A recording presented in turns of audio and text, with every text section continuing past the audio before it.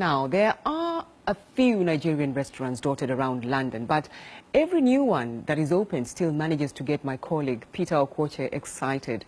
Well, a new one has just opened its doors down the road from our studios, and guess who's been finding out?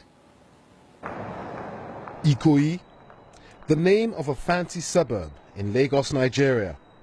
Well, this one is also posh, but this time it refers to a fancy Nigerian restaurant smack in the middle of London's West End.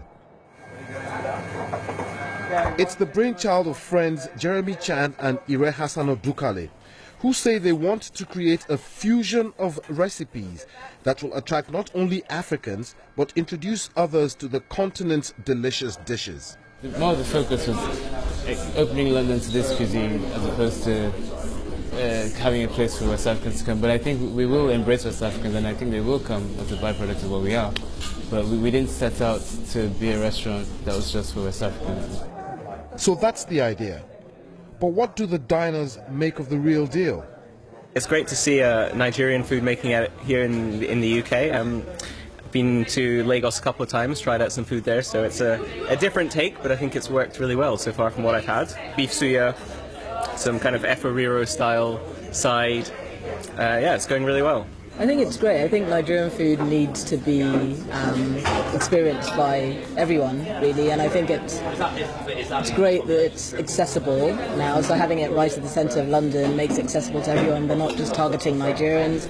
Can I take you one? Yes, please. Can I have jollof rice and smoked bone marrow? Well, if you know me, I never take anyone's word for it when it comes to food. Thank you very much. So time for the moment of truth. I've eaten jollof rice all my life. But quite frankly, nothing like this.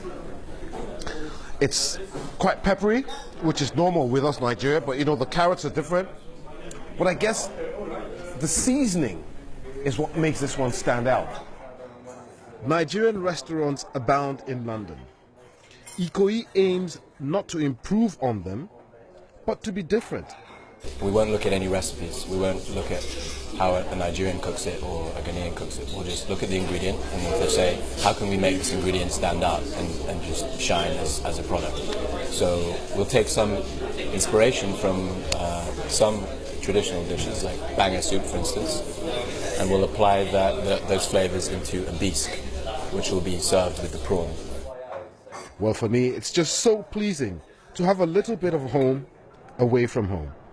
Peter Okwoche, BBC News, Ikoyi, London.